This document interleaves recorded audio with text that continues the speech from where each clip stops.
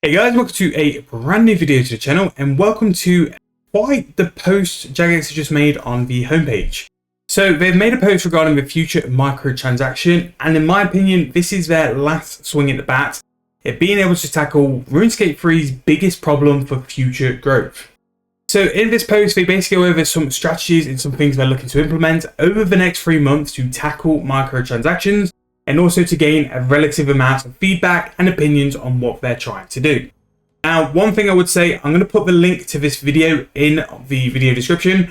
Definitely go and check it out because Mod North and the team go through all the different aspects of what they're going to release, as well as sort of give a bit of a speech on how they want to tackle the microtransactions currently in the game, which they've identified as harming the game, which they kind of are.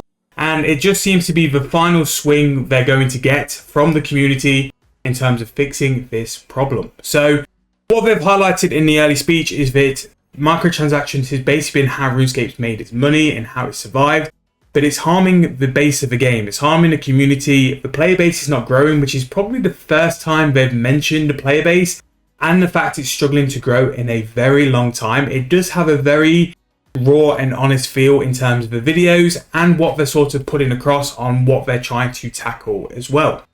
Now, I do think this is good news for the community and good news for us going forward, and the fact they're trying to make RuneScape 3 back to the feel it used to have, improve and bring the kind of content it needs to have to grow for long-term success.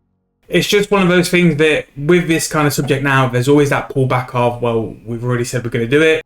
This does seem to be a more serious tone from the start of the video, where Mod North has explained very well the mission, what they're looking to do and how they're looking to tackle it as well as some great feedback from the developers in the latest video as well. But highly recommend to go and check it out. I'm going to talk through the points anyway, but I think with how they put it across and stuff, the tone of how it comes across, it's a very good watch to have to understand that they are serious with this. I think sometimes with microtransactions, it's come across that they'll listen to opinions, they'll listen to feedback, but nothing will ever really happen.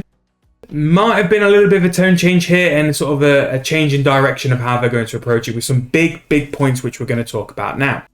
So to start with this post, they talk through the feedback and the surveys, which is something they've been meaning to address for a while, and it's been highlighted quite heavily by the community that after that big microtransaction push a couple of months ago, there's been no real sort of next step or next action. This seems to be what people have been waiting for, and there's some numbers related to here as well, where 42% of responders feel microtransactions currently detract from their experience. Those who buy microtransactions, 86% of them are unhappy with the mechanics of Treasure Hunter. 60% of ex-players feel that microtransactions detracted from their experience.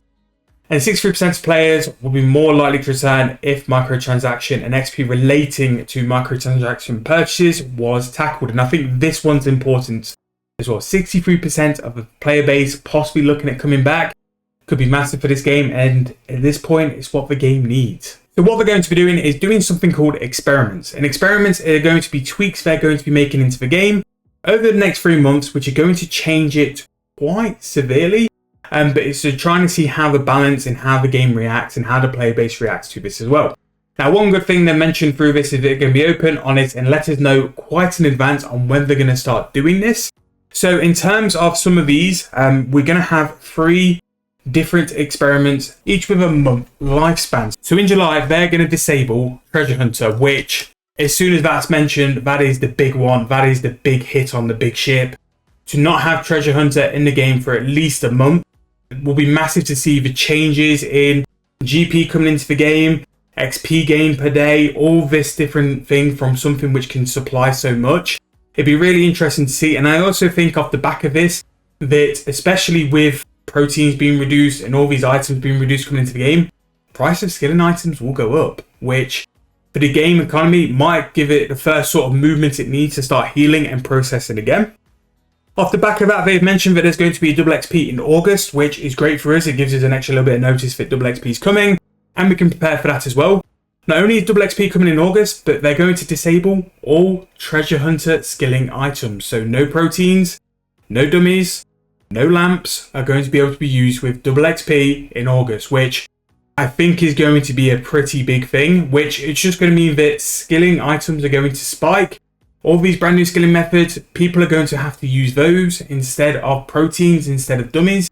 people are going to have to buy skilling items and spend GP on skills rather than just use their proteins. Proteins actually harm skilling quite hard because a lot of them are related to buyable skills. You got to think in terms of the proteins for skilling, you've got construction, smithing, crafting, herb lore, cooking, and those are the ones on the top of my head. Like, there's quite a lot of items which limit buyable skills, which means all the buyable items don't hit their peak or don't go to a sustainable price because people will use proteins instead because they're AFK, and also you don't have to spend GP on them.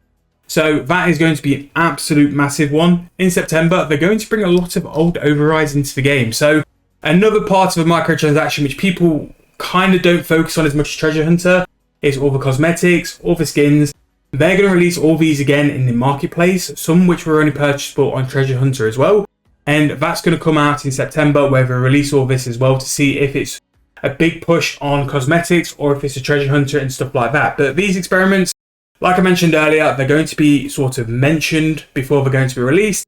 They're going to give us details on it as well, and then they're going to release them live in game as well. And all this is done feedback.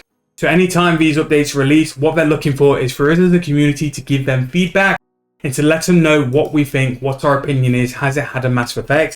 But the fact that stage 1 is to disassemble Treasure Hunter and to not release it is pretty big. Turning off Treasure Hunter here, and they're going to offer a bundle of stars and knowledge bombs. Again, we'll have to see what that's like, but disassembling Treasure Hunter is a very big, bold statement, which once you start saying that, you have to deliver on that.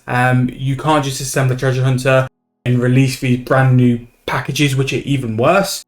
You've got to disassemble Treasure Hunter, but yet still offer something which is good, but it's not viable sort of thing. Like, people would buy it at a severe expense compared to doing the game normally. And that's what you want to offer that for.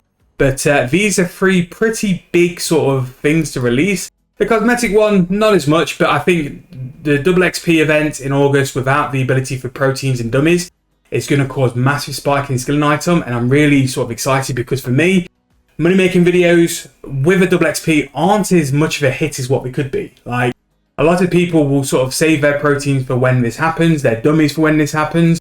And because of that, your sort of skilling items on double XP are a bit mid. They don't really go ballistic, they don't really go high. They just sort of go meh. They have a nice little spike when it's announced, but after that, it goes a bit sort of downhill after that. But it'd be really interesting to see how this one goes, especially with new 110 skilling items as well. I think we could see some huge price rises and some huge benefits on doing some skilling and training skilling legitimately for profits. And then after that, what they're pretty much outlining is what they will do, what they won't do, commitments they're going to give to us, the players, the base as well, and that what they're going to be pushing is top tier content. So I think they've sort of realised that some of the content, maybe for the past year and a half, hasn't been quite to the level or volume that it needs to be to grow the game. Some of the content and some of the updates have been fantastic, and the kind of updates we need. It's more consistency with them, more reliability with their content as well. But that's what we're pointing at, and that's what we're going to push at as well. But what I would like to say to you all watching is, with these ideas and with this stuff they're trying to do, give the team feedback, constructive feedback. They're trying to do what's best for us and best for the game and longevity. We want them to do that as well. We want this game to have the content, the improvements, almost the focus which Old School has, which Mod North has mentioned in his video as well. What I would say, have a read, definitely go and watch the video. For me, it's given me a bit of an interest in it. I'm not going to fully back it and say this is going to save the game and stuff like that. They need to back up on what they've said in this video. But for the starter, and what they've sort of outlined in this post is very good and a pretty big first step. Tackling Treasure Hunter and disabling Treasure Hunter is probably the boldest statement they've done about this, but we shall see. But let me know in the comments, what do you think? What do you think about the video? What do you think about the post? Is this just another false hope thing, or do you really think this is the right step in direction? I do think it's the right step, but I'll wait to see what they do first. I need to see actions backed up by the words. But I do think if it's performed well and if it's performed how they said it is, it's the absolute right move. And it could be something which propels this game even further, widens that community, and gets the player base sort of building up like it used to. But thank you guys for watching. Again, check the video out, check the post out. Let me know in the comments what you think. Thank you guys for watching once again, and I'll see you guys very soon in the next video.